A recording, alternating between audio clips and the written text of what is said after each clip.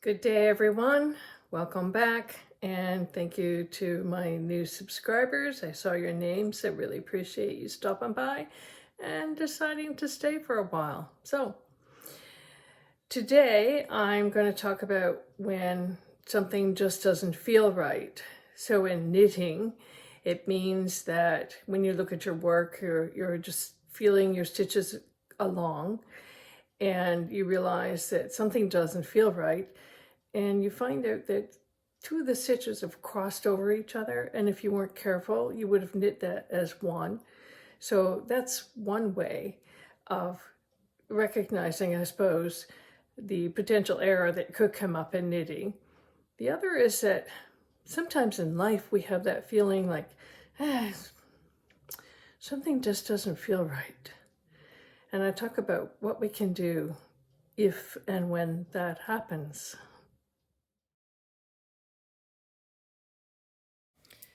I believe that if we take one project and do it well and repeat it, that we can learn a lot of things, learn from our mistakes, and improve our style. This is the Drops Midnight Hour pattern, and I've worked it up in several different colors now. For my 65th birthday, my girlfriend gave me a shawl poncho style cover that I love so much. I decided to copy the design, get the right wool, and make my own, which I did.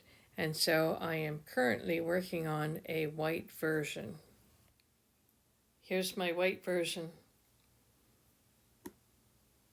It's about 210 stitches round, and I'm using the Wool-like Simi-Lane loops and thread number 1, super fine.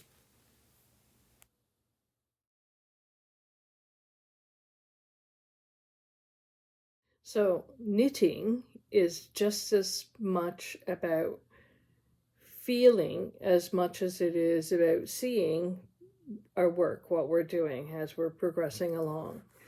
And it could also be about the vision of what's to come, the finished project. But okay, I would try to keep on track here by reading my notes, journal notes. My journal notes are not just about what I've done and what's going on. It's about thoughts and feelings, and hopefully sometimes maybe profound thoughts or insight thoughts. So in this case, knitting is just about feeling as it is the sight, what we see. So how does knitting feel? How does it feel? When we're knitting, certainly when we finish work, we can feel satisfied. It's relaxing as we're going along, and if you research it, you'll find that there's all kinds of information out there that talks about how it's good for anxiety, it's calming, it helps the connections in our brain, and as we age, some of the connections have trouble connecting, so it's a good thing to encourage the chemistry in our system. Knitting is a stress reliever. It encourages creativity. I like that, which is also another aspect that keeps your brain healthy and keeps it moving forward, keeps it in good working order as we age. And creativity is certainly good for anything. Knitting builds a sense of endurance. Yeah, when we're going along on a project and we're thinking, this is never going to end, especially if you're knitting a sweater or a top and you're using circular needles and it's just straight knitting all the way around till you get to your ribbing, or whether you're working bottom up or top down. So, and it encourages or builds a sense of patience.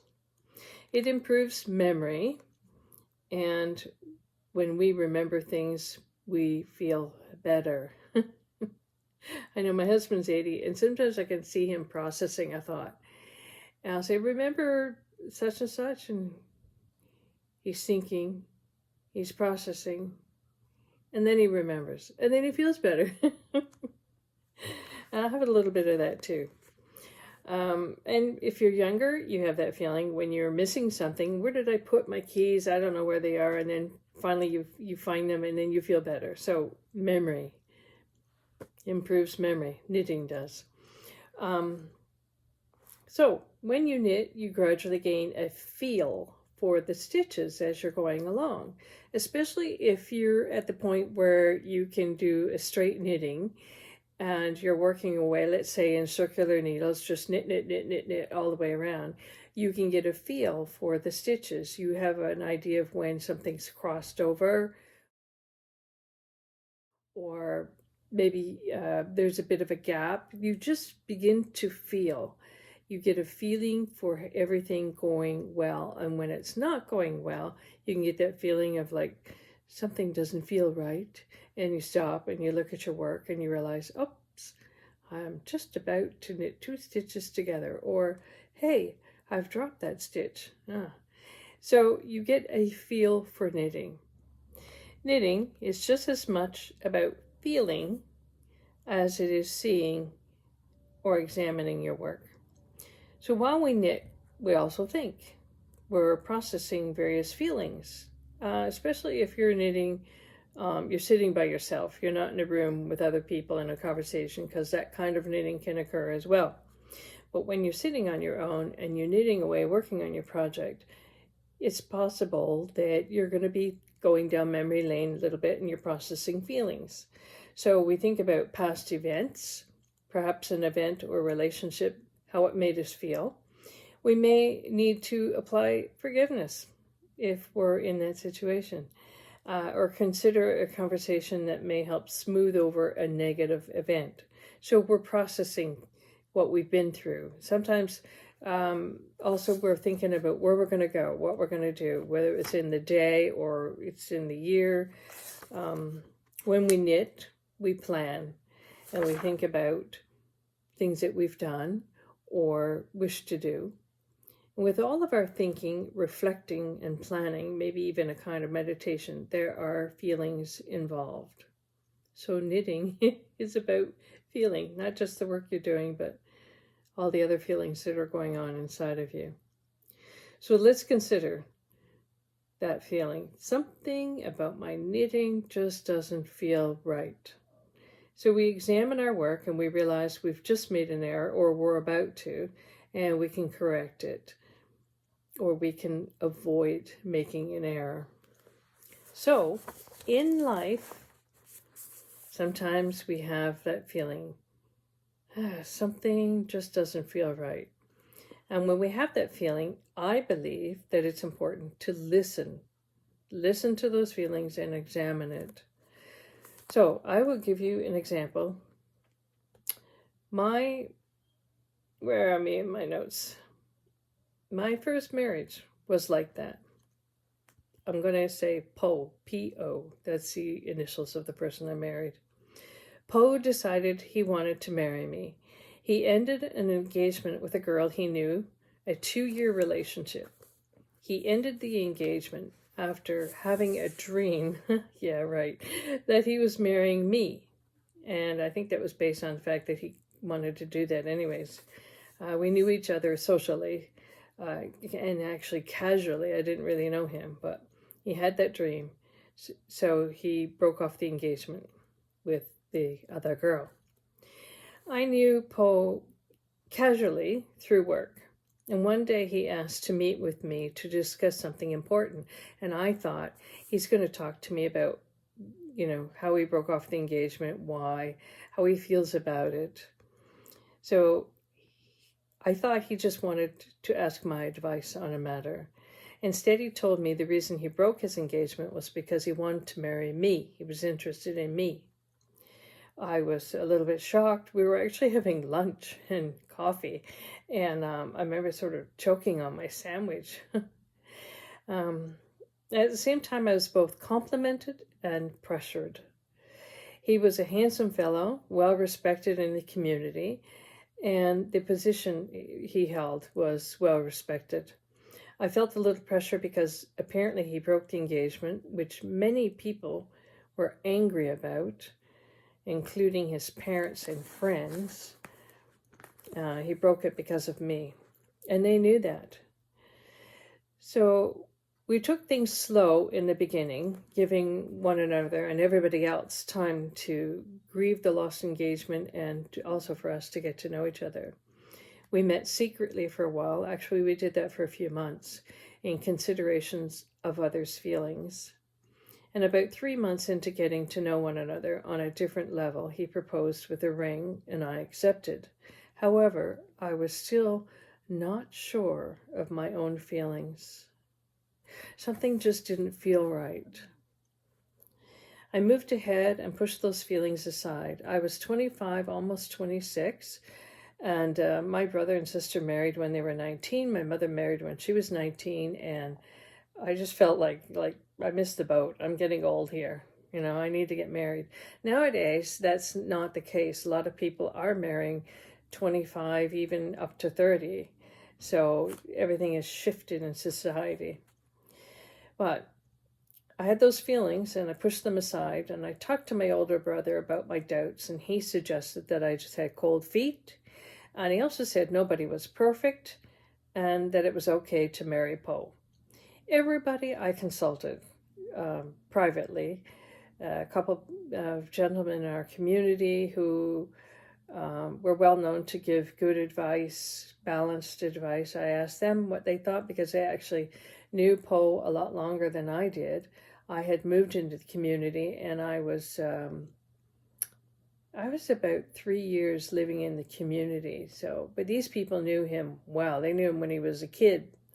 So, and when I consulted with these people, about my feelings and the doubts I had and the concern, they were like, basically, no, it's okay.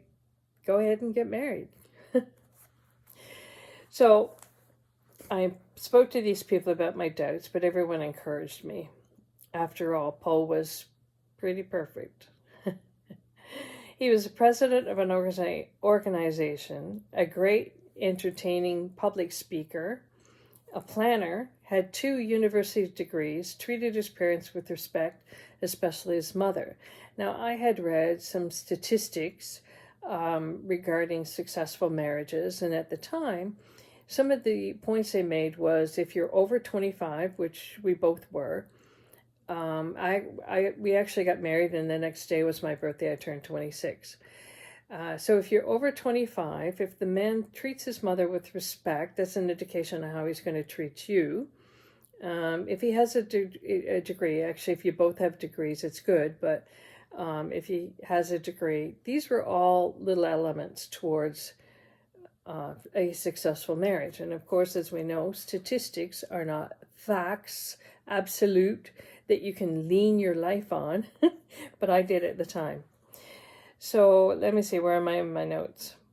I heard a great talk once about the importance of watching a man, how he treats his mother, and it potentially was an indication of how he would treat a marriage partner. So he did, and still does, treat his mother with the utmost greatest respect, honors her, and listens to what she has to say. At the time of our engagement, she said, "Don't marry that girl," because they didn't know me. They knew a little bit about my hippie background. And so I think they were afraid, and they also knew the other girl well, so they felt that he should just stay with her. In my notes, let me see. So something didn't feel right, and I knew it. And I actually called off the wedding. We were engaged in 1979. I called off the wedding because I still didn't feel good. It was about a month before we were supposed to get married. And invitations and that stuff were all done. Wedding dress bought, but I didn't feel good, so I called it off. Well, we ended up marrying a year later, 1980. Even as I walked down the aisle, I was hand on my tummy because I just didn't feel good. I remember thinking, maybe we could take a break for a moment. There was a little room off the side of the church, and I thought maybe we could just go in that little room and talk about things for a minute. I don't know what I thought I would achieve, but anyways. So I'm going down the aisle. I'm not feeling good. Something just doesn't feel right, but I'm going down the aisle of commitment. All these people are present. Perhaps I'm just nervous. So I went ahead with the ceremony. 17 years later, I was officially divorced. What I didn't know was that Poe was an alcoholic, And he was an alcoholic and had mental health issues. And his depression showed up probably, in full force, it probably showed up about year 14 of the marriage, 13, 14. It was really beginning to take its toll and take over, and he was using a lot of alcohol to self-medicate, and he was getting very sloppy about hiding it. So I started finding bottles and different things, confronted him a few times, and that was always ending in disaster. Now, I'm a very committed person and enduring, even forgiving. I've learned to do that quite a bit. And so I'm that kind of person. And some of these things are my natural abilities, but I should have listened to that something just doesn't feel right feeling way back. Had I listened, I could have saved myself 17 years of emotional and some physical abuse. And after the marriage in 1980 with Poe, there was a lot of spiritual and moral decline. Lots and lots of trouble. The only reason the marriage ended was because of a series of life events that squeezed me into separation. Even then, I was fighting the whole idea because we don't like it. And back 30 years ago, let's say, it was still kind of treated as a very negative event in society. Life was forcing me into a place I needed to be. I needed to be in that separation.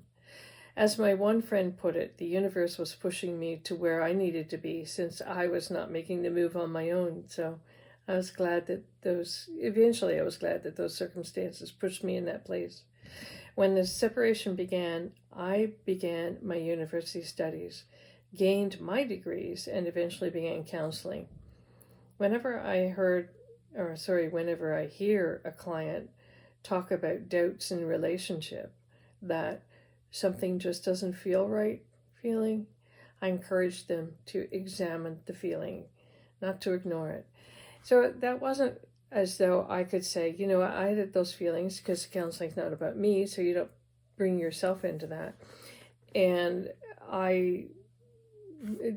one of the goals in counseling is to help that person explore and examine their own feelings. So my job is to ask the right questions to help them think, and then they arrive at their own conclusions. You can't tell somebody, hey, if you get those feelings, don't do it, don't get married. Because, just because a person has those feelings, maybe they're going to work their way through it and figure out that the reason that they have those feelings is because of something in their past, and you can work on that issue, and then they're freed up to love more freely and, go ahead and get married. Doubts in a relationship doesn't automatically mean you need to end the relationship. Just like in knitting, sometimes you can fix something or prevent an upcoming mistake or error. I believe the something doesn't feel right is present for a reason. Listen to your instincts, examine the feeling. Sometimes it's a warning, a caution, and sometimes it's opportunity to find ways to feel better. Now, there are something doesn't feel right feelings that occur with persons who have recurring anxiety. Those feelings are usually based on fear. Those doesn't feel right feelings are different from the ones I've just mentioned. Let's say the ones that I just mentioned are more based on intuition.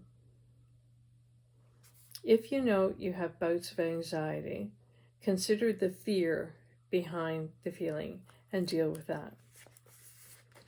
So in summary, when you have that something doesn't feel right, examine it. It may be something you can fix, or it may be your intuition suggesting a different path in life.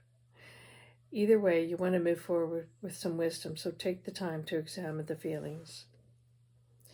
Do I regret the 17 Poe years? No, because I learned so much. Difficult to go through, yes, but I've been able to mine for the gems. And if you want to know more about that, look at some of my previous videos. So I've been able to mine for the gems in the rubble and the burnt out embers of life that were raised by fire. And that is it for today's notes. Thanks very much for watching. Next video is going to be about this and some basics of life. Stay tuned.